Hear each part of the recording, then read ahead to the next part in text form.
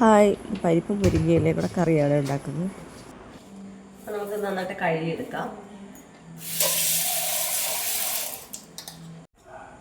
അപ്പോൾ പരിപ്പ് കുക്കറിലോട്ട് ഇട്ട് കൊടുക്കാം. കുറച്ച് പരിപ്പ് എടുത്തിട്ടുണ്ട്.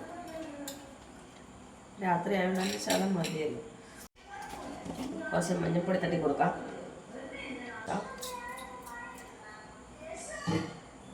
കുറച്ച് വെളിച്ചെണ്ണ കൂടി കൊടുക്കാം.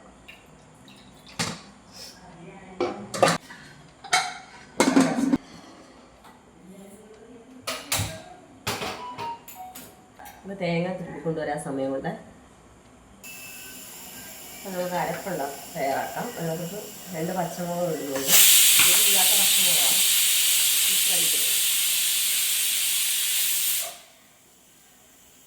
ശകലം ജീരകം,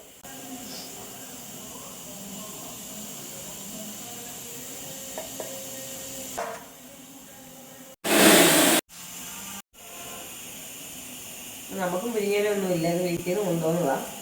അത് നമുക്ക് പിച്ചി എടുക്കാം. ഇവിടെ പാറക്കൂട്ടനെ സഹായിക്കുന്നുണ്ട് തന്നെ കേട്ടോ.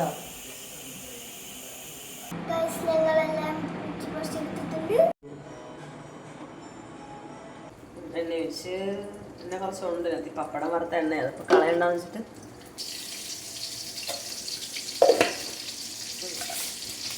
ഉള്ളി ഇട്ട് കൊടുക്കാം.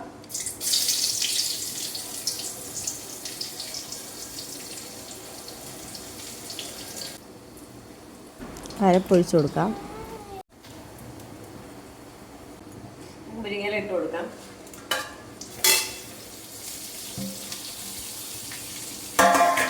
ഇനി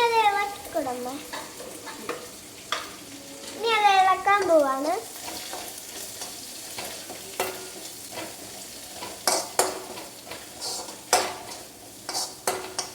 ഇച്ചിരിയേ ഉള്ളൂ.